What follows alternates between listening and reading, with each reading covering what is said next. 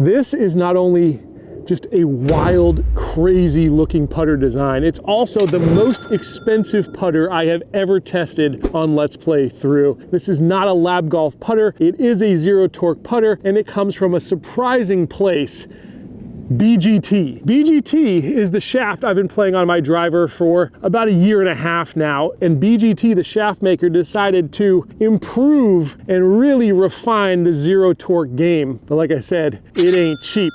On today's video, I'm gonna put it through the test. We've got the short putt test, the medium putt test, the long putt test, and we're gonna find out if this is the new king of zero torque putters. Let's get to work. All right, so here's your closer look at this putter now. Like I said, just a strange design. You've got so much more weighting here towards the toe and so much more mass. You can see it tapers down there towards the back of the putter, which is unconventional. I think they call it the Paradox for a reason, and look at the logo, the upside down A sort of tells you that as well. If you look at it that way, that's kind of how this putter is in terms of design. Very interesting. Now you can also see the weighting in this putter. You've got much more weighting here towards the back of this putter and towards the toe of this putter. Perfectly balanced. I mean, if you spin this on your finger on the spin test, this one certainly competes with the best of the best in terms of zero torque. It doesn't want to necessarily be face balanced or toe hang or anything like that. It's completely balanced. Now the shaft, of course, this is the Stability Tour shaft. As you can see, this shaft is wild. It's not just one piece. It's multi-material construction. This one is ultra stiff, they call it, and that is so that when you are swinging, there's absolutely no bend that's going to take place. This is going to remain completely balanced throughout the stroke. Not only is this spin axis balanced, this one is actually balanced on the plane that you're swinging the putter. The stroke that you're taking is completely balanced putter all around. It's the first putter to do it. Now, as you can see, I've got a 35-inch shaft. You can customize the length of the shaft. By default, this really only is 70 degrees in terms of lie angle. Interestingly enough, the Bettinardi is also 70 and the Lab happens to be 69 degrees. This one's 70. They say with this particular shaft, you can actually request a lie angle adjustment, but they offered the cheaper shaft, the $499 version, the graphite shaft, and with that one, you're stuck with 70, so there's nothing that you can do about that. So two different options there, but $200 apart there in terms of price point. Just like all the zero torque putters, this one's center shafted. I love the alignment of this one. It gives you this natural tee just based on the two different colors. You've got the black and the chrome finishes, and you also have that dot there in the middle. So really easy for my eye to pick up where to put the ball and how to find the sweet spot of this putter. The milling of this putter is really interesting too. You can tell this is machine milled. It's got a couple of different types of milling. You've got this almost like circular milling. You've also got some vertical milling there, and then you've got the logo there in the middle of the face. This BGT logo is repeated in a pattern there, so very interesting how they've done that. Really a beautiful package, including this medium grip. It's a straight grip, not a pistol grip, but a straight flat front grip. Good job there. Now BGT offers the Paradox in two different versions. As you can see, I've got the blade version here, but they also offer a mallet version. I'm generally a blade putter, so I opted for this one, but you've got the choice of what you want to do. They're both good looking putters. In terms of the head cover, it is a magnetic clasp head cover, pretty basic. The feel of this one, a little pleathery, nice supple interior though. All in all, decent. But again, you know, $600 putter, you know, you might expect a little bit more from the head cover, but obviously I'm nitpicking a little bit there. Just a great looking package. Let's see what it feels like though. I mean, that's the first test of any putter for me, is I like to just take a couple 12, 15 footers and just see if I can get a feel for this thing. It looks weird in this direction, but again, at address doesn't look that weird, to be quite honest. This putt moving uphill, I assume it's breaking towards the water a little bit. Generally putts break towards the water, so a little left to right. Let's see what kind of stroke we can put on it. Oh, when they drop on the first putt, I always feel like that's like a lucky sign. That was a pretty good putt though, exactly on the line I put it on. I will say, sound is muted with this putter, and it feels like you've got to hit it. It doesn't just jump off the club face like the Oz one's got a little bit of a pop to it, for instance. This one, you're gonna have to stroke a little firmer. That's great for the short putts generally. But it's a little bit more muted, a little bit more deadened coming off this face, especially sound-wise. All right, we'll see if third putt's a charm here. I should know the line and speed by now. Straighter putt than I thought, I think. Oh, somewhere in between those two. So yeah, interesting feel from this one. let's go into the actual testing here. First test here is going to be the short putt test. All of these tests are critical, but this one is really going to be a real true test if we can keep putts on line. Now again, I've chosen a hole that's very challenging. It's on a pretty good grade here. And we're going to set up some 4-footers around a circle. We'll take 7 putts here and we'll see what our percentage is, but we're going to get all sorts of different looks in terms of break. And of all the times I've tried this short putt test, this may be the most difficult one because again, the slope of this green is very severe. So I'm a glutton for punishment here today, but if a putter is going to be this expensive, it better be the best and it better perform well. Let's see what we do here. First putt, maybe our easiest, pretty straight uphill. Now, with all of these putters, especially when you're talking about zero torque, I've found keeping a loose grip is the way. Because the minute you start to try to force it, then you can actually turn the face over or leave it open, and that's not what you want to do. All right, we're 2 for 2. That's a good start. Again, I do like having to hit putts a little firmer from short distance, and you absolutely have to do that with this one. Now we're getting to a really treacherous part here because I'm coming downhill right to left, so we really got to worry about speed here. I'm gonna do my best to just maintain confidence in the stroke. All right, I still think this one's maybe breaking just a little right to left, but.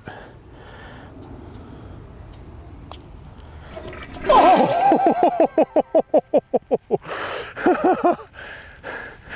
There's no pictures on the scorecards, they say, unless you're out here filming YouTube videos, then people see everything. But normally, that's just as good as a center putt. Ah! I thought we were going to go 7 for 7. All in all, a really excellent job, I think, from the Paradox here. The one putt I missed there. I hit the line I wanted, and I was talking as I was swinging. I probably should have been a little bit more quiet and thought about the stroke, but this does a very, very nice job of keeping these putts straight on line, and again, putting a nice spin on them as well. Let's move to what I think is maybe the most critical of all tests, the medium putt test. All right, you've probably seen this graphic enough if you watch the show, but there's always new people. And so this is your 8-foot make percentage. For pros, it's just about 50%. About half the time they make 8-footers. That's why these guys are so good. Lower handicappers, someone like myself, right now I'm right on 3 handicap, make these about 40% of the time. But high handicappers, the mere mortals out there, only make these putts 27% of the time. That's a big gap. You're going to shave at least 2 strokes off your game if you can improve the medium putt. So what I'm going to do here is walk off 3 zones from 8 feet, and we're going to see if we can improve or at least hit that pro average. And if we can do that with a putter, we're going to start dropping scores out on the golf course. This first putt, pretty flat overall, but break in pretty good right to left. Let's see if we can get the line right and get the speed right. Didn't give it enough break, but now that I know the break, there's no excuse for putt 2.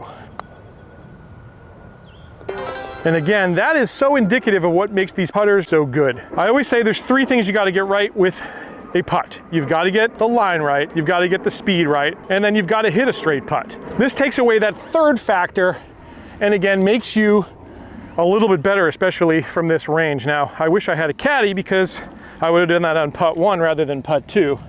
But let's see if I can read this one a little bit better. I think this one's still breaking right to left, but it shouldn't be as severe. It's more uphill than anything. All right, got it on the first try there. And again, now that we know, hopefully we can repeat.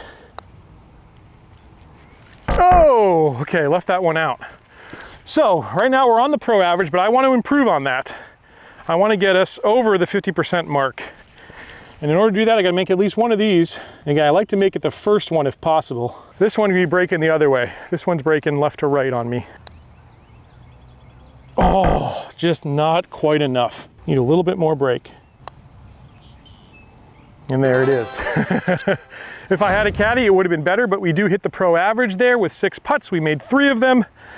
All in all, once you get used to this, once you become a better green reader, you're gonna make more putts, I think, with the Paradox, for sure. Now our last test here is going to be the long putt test. We're gonna set up about a 40-footer. We don't want a 3-putt, all right? That is the worst thing you can do on a golf course if you're gonna try to break 80, break 90, shoot your best score, whatever you're trying to do. You cannot 3-putt. That's where putters, especially the zero torque ones, I've had trouble with. A lot of times, just like this putter is, there's not a ton of pop coming off the face of this putter. I felt that there with those first initial putts. So let's see how we do here. This putt is going to be moving uphill, breaking a little right to left towards the water, as putts generally do. If you're ever wondering which way your putt's going to break and you've got a lake near you, 95% of the time it's going to break towards the water. Let's see how we do here. I know I've got to hit this putt a little harder than with my putter.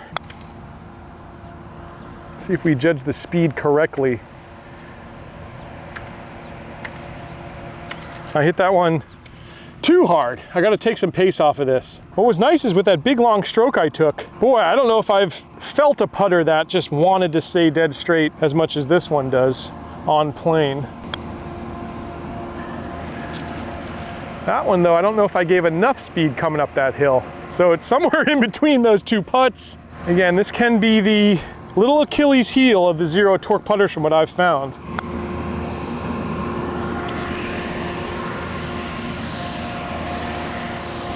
And there's our best one yet, but it's still got 4 feet coming back, a tough putt. All right, and with the tractor going by me, we'll see if we can convert these. I didn't quite hit the line there on that one.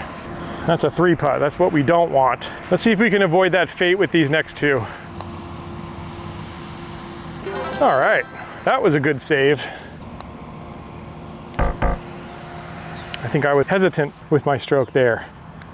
That wasn't good. So, with the long putt, we gave ourselves a little bit too much room there for putt number 2 to convert. We've got to cozy him up a little better. Let's see if we can do that on the next go around. All right, so definitely struggled there, I think, getting distance control. And we're gonna try it again here on another putt. In fact, we're gonna lengthen this putt a bit more. I'll hit about a 50-footer on this one. We'll see if I can start to dial it in. With a new putter, it takes a little time, but this one may be a little bit harder than most. So this putt, it's kind of a 2-tiered green. I'm going uphill, then it's gonna flatten out and maybe go slightly downhill there on the second half of the putt.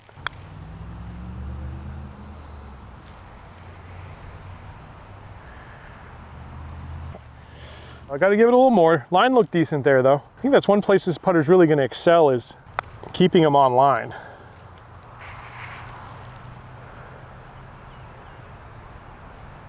And that one I left even shorter. So yeah, I'm struggling a little bit here with distance control.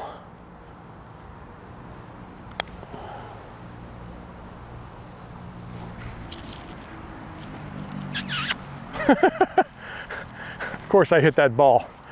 That one I think would have been even a little bit better.